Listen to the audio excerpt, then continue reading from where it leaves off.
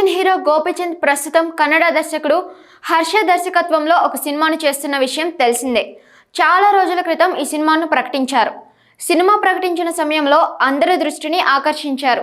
అయితే ఈ మధ్యకాలంలో ఎలాంటి హడావిడి లేకపోవడంతో అసలు సినిమా ఏమైంది అనే చర్చ మొదలైంది. కొత్త సంవత్సరం కానుకగా Gopichand Harsha cinema first look ను విడుదల చేయడం జరిగింది.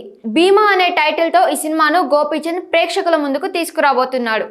ఈ సినిమాలో పోలీస్ ఆఫీసర్ గా గోపీచంద్ కనిపించబోతున్నాడని గతంలోనే ప్రకటన వచ్చిన విషయం మనకు తెలిసిందే. తాజాగా పోలీస్ ఆఫీసర్ గెటప్ లో గోపీచంద్ ను చూపిస్తూ భీమా టైటిల్ తో పాటు పోస్టర్ ను విడుదల చేసి ప్రేక్షకులకు కొత్త సంవత్సర శుభాకాంక్షలు యూనిట్ సభ్యులు తెలియజేశారు.